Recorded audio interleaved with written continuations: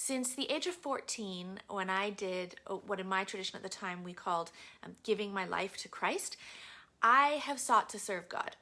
There have been periods of drought and doubt, of course, but also periods of intense communion and clear vocation and serendipitous possibilities.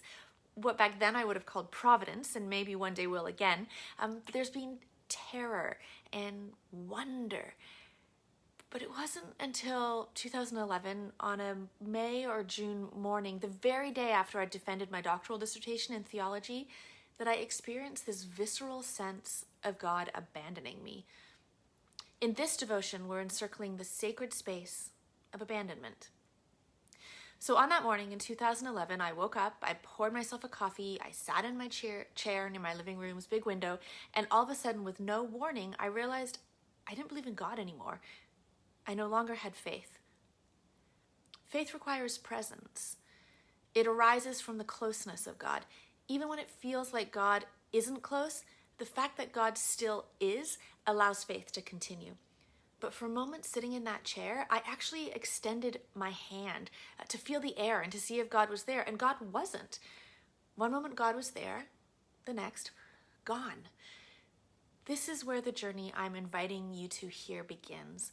Perhaps you're here because you felt abandoned, because you've lost your faith. Perhaps you lost it this morning, or maybe years ago. Maybe you have yet to lose it, but you sense that loss might be coming. Maybe it's been lost and since been found, but you're here to understand what really happened when that all went down. Maybe you're just here for interest, or because you want to develop empathy for those whose faith is shaky. Maybe you realize your faith could shake a little more. In the aftermath of God abandoning me that morning, friends offered me all kinds of resources, books to read, practices to engage, services to attend, all helpful intellectual insights or liturgical opportunities to get me back on track, or to show me that I had actually now finally reached the truth and that was okay, or to help me cultivate dispositions of faith in the midst of not having faith at all. These were all well-intended. My friends knew me well enough to know their suggestions were probably precisely what I needed in the moment.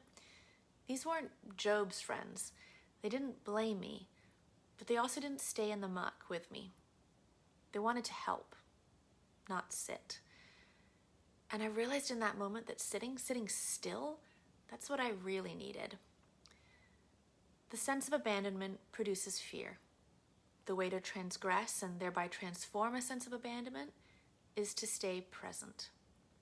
This is a Choose Your Own Adventure Transgressive Devotional guide. If you want to sink deeper into this feeling of abandonment, head to the Fear Devotional when this one's done. If you want to transgress it, go over to Presence. Both are legitimate. Both will take you somewhere important. Or I trust God that I hope they'll take you somewhere important. But when you're done the activities for this devotion, just trust your gut about where to head next.